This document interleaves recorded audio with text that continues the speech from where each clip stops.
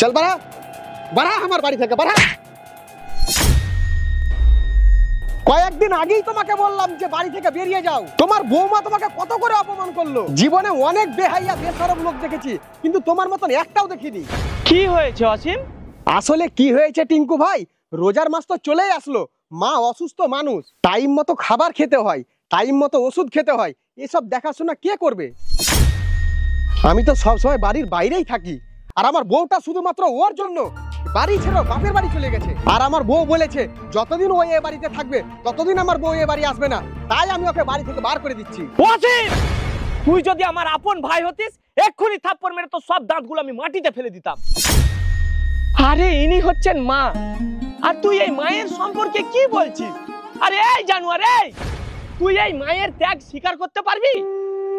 একটা মায়ে তার সন্তানের জন্য যে ত্যাগ স্বীকার করে তার প্রতিদান তুই দিতে পারবি? এই মা তোকে 10 মাস 10 দিন পেটে করে নিয়ে থেকেছে, তারপরে তুই এই পৃথিবীর আলোটা দেখতে পেয়েছিস। নিজে না খেয়ে তোকে খাইয়েছে, নিজে না পড়ে তোকে পড়িয়েছে। ভুলে গিয়েছিস সেই দিনগুলো? যে মা তোকে ওইটুকু পেটের মধ্যে আগলে রেখে তিল তিল করে বড় করে তুলেছে, সেই মায়েরই এত বড় বাড়িতে একটু জায়গা হয় না? সামনে রমজান মাস, আল্লাহ আমাদেরকে এই মাসটাতে ছাড় দেন পাপ মোচন করার জন্য, আর তুই তো তোর নিজের জান্নাতকেই বাড়ি থেকে বার করে দিচ্ছিস। আল্লাহও তোকে ক্ষমা করবেন না। মা, মা, মা তুমি আমাকে ক্ষমা করে দাও মা, আমি অনেক বড় পাপ করে ফেলেছি মা, তুমি তোমার ছেলেকে ক্ষমা করো মা।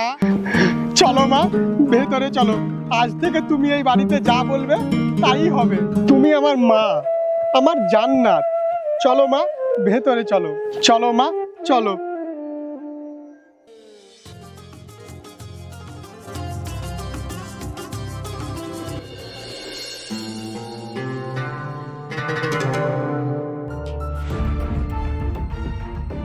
ও দাদা, ও দাদা, এই লোকগুলো যে কেন রাস্তায় নামাজ পড়ে, মসজিদে গিয়েও তো পড়তে পারে নাকি? না, লোক কি এরকম দেখানোর জন্য করে? সারা এমনি তো লেট হয়ে যাচ্ছে, আবার এখানে আরেক ঝামেলা।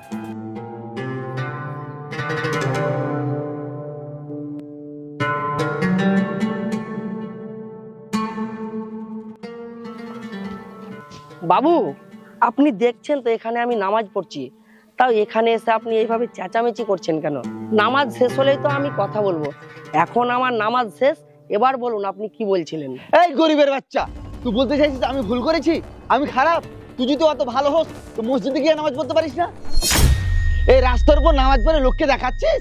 বাবু, আমি গরিব মানুষ, এই টোটোটা চালিয়েই আমার সংসার চলে। নামাজের সময় হয়ে গিয়েছিল, আজান দিয়েছে, তাই আমি এখানেই নামাজটা আদায় করছি। এতে দোষ কোথায়? আপনি আমার সাথে এই রকম ব্যবহার করছেন কেন? এই শোন, টোটোওয়ালা হয়ে থাকবি, আমাকে এত জ্ঞান দিতে আসবি না, বুঝলি? তুই কি মনে করিস নামাজ তুই একাই করিস? কেন আমরা নামাজ পড়ি না? কই, আমরা তো কোনোদিন রাস্তায় এভাবে নামাজ পড়ি না।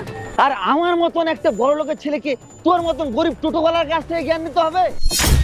তোমার বাবা মা হয়তো তোমাকে অনেক টাকা পয়সা দিয়ে অনেক যত্নে ছোট থেকে বড় করেছেন, কিন্তু একটা বয়সে বড় মানুষের সাথে কিভাবে কথা বলতে হয় সেটা শেখাননি। মানে? আর কয়েকদিন পরেই রমজান মাস, 11 মাস পরে এই একটি মাস আল্লাহ তাআলা আমাদেরকে সুযোগ দেন আমাদের পাপ মোচনের জন্য। আর সেই তুমি একটা মুসলিমের ছেলে হয়ে আরেকটা নামাজি লোকের সাথে এইরকম ব্যবহার করতে তোমার লজ্জা করলো না? আচ্ছা আচ্ছা, উনি তো তোমার বাবার মতো। তোমার বাবা মা কি একটা মুরব্বী লোকের সাথে কিরকম ব্যবহার করতে হয় সেটাও শেখাননি? চলে যাও এখান থেকে। অনেক অনেক ধন্যবাদ ভাই। আচ্ছা আচ্ছা, এবার ভালো করে গাড়ি চালাও।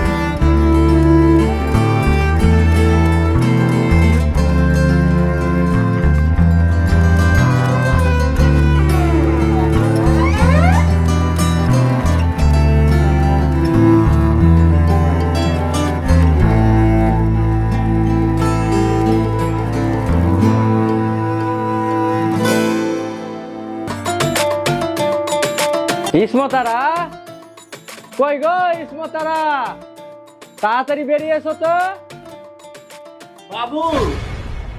বাবু আসসালামু আলাইকুম। হ্যাঁ হ্যাঁ, ওয়ালাইকুম সালাম। এ কি তুই? বাবু আজকে তো প্রথম রোজা, আমাকে যদি কটা টাকা দিতেন তাহলে বউটার জন্য কিছু ভালো ইফতারি কিনে নিয়ে যেতাম। হ্যাঁ, তোকে আমি টাকা দিতে যাবো কেন? তোর কি এখনো টাকা পাবার সময় হয়েছে? আর তাছাড়া তুই তো টাকা পেলেই নেশা করবি, আবি যাবি খেয়ে বেড়াবি। কাজ করিস ভালো কথা, কাজের বাইরে আমি আর একটা টাকাও দিতে পারবো না। এইরকম করে বলিয়েন না বাবু, বিশ্বাস করেন আমি রোজা রেখেছি, আমি আর নেশার আড্ডায় কিংবা জুয়ার আড্ডায় যাই না, এখন শুধু কাজের পেছনেই দৌড়াই। যবে থেকে আমি এসব কাজ ছেড়ে দিয়েছি তবে থেকে আমার বউটা 5 ওয়াক্ত নামাজ পড়ে, আর আমার বউ তো আমাকে সব সময় খারাপ পথে যেতে মানাই করে।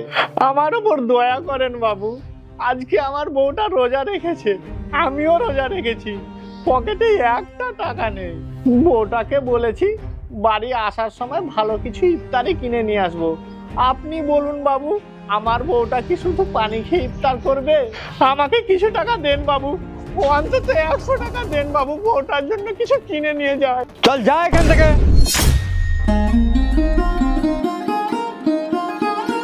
আমার কাছে এখন কোনো টাকা পয়সা নাই, চল যা এখান থেকে।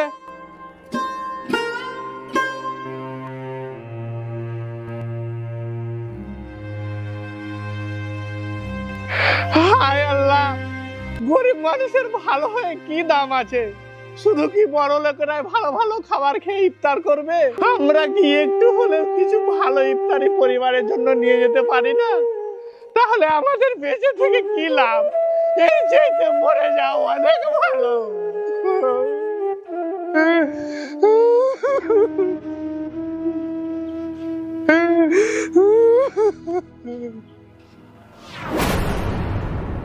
জানি না ভিডিওর মাধ্যমে যেটা বোঝাতে চেয়েছি সেটা ভালোভাবে বুঝতে পেরেছেন কিনা, কি আমরা বোঝাতে পেরেছি কিনা। তবে শেষে একটি কথাই বলবো, আমরা নামাজ পড়ি, রোজা রাখি আল্লাহকে খুশি করার জন্য, পুজো দিই ঈশ্বরকে খুশি করার জন্য। কিন্তু আমরা যদি মানুষকে ছোট করি, নিজের অহংকারে মত্ত থেকে মানুষকে মানুষের মতো সম্মান না করি, যে মা আমাদেরকে জন্ম দিয়েছেন, যে মায়ের জন্য আমরা প্রত্যেকে এই পৃথিবীতে আসতে পেরেছি, ওনার উপরেই অত্যাচার করলে কি আল্লাহ কিংবা ঈশ্বর খুশি হবেন? তাই বলি, জাতি ধর্ম নির্বিশেষে আসুন না আমরা মানুষকে মানুষের মতো ব্যবহার দেখিয়ে একে অপরের পাশে দাঁড়াই। ভিডিওর মধ্যে ভুল ত্রুটি ক্ষমা করবেন। ধন্যবাদ।